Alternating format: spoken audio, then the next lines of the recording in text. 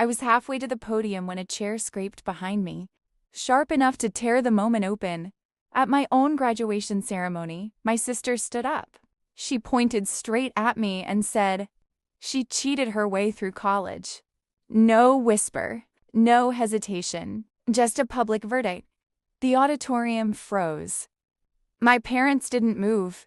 Phones came up, hundreds of faces turned toward me. I didn't stop walking. 4 years of work held together by breath and spine. Before I tell you what happened next, tell me this. Where are you listening from?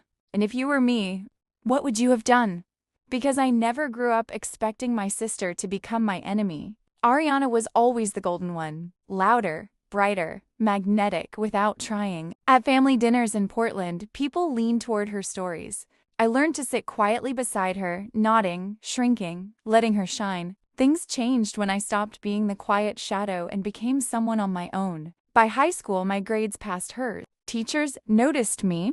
Then a scholarship letter arrived with my name on it. Ariana smiled, but it was the kind of smile that spoils if you look too closely. College widened the distance. I left for campus with textbooks and hope. She dropped out of her grad program and stayed home. Different paths, I told myself. Then small things started breaking. My scholarship refund came in short. A vague explanation from financial aid, a plagiarism complaint for work I wrote alone, an email canceling a meeting I never canceled. At first, I blamed chaos. College is messy, right? But patterns don't lie. I just didn't want to admit because admitting it meant saying my sister's name out loud. The turning point came when I found an email sent from my account canceling my capstone review. The words weren't mine. The tone wasn't mine, but the damage was. That night, sitting on my bed, the truth settled quietly. This wasn't bad luck. Someone was choreographing my fall. I hired a tech investigator. 3 days later, he showed me the footprints. Login records, IP addresses, access from a home network in Portland, the same house my parents lived in. There was only one person there who knew my passwords, Ariana. I didn't confront her. I didn't warn her. I prepared. I gathered everything.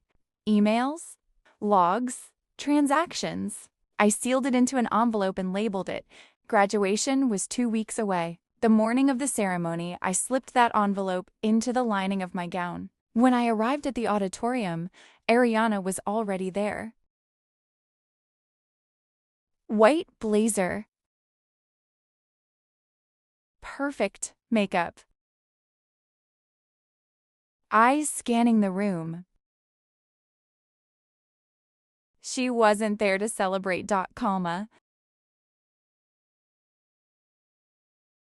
She was there to perform. When my name approached, she struck. She cheated. The room shattered. But I kept walking.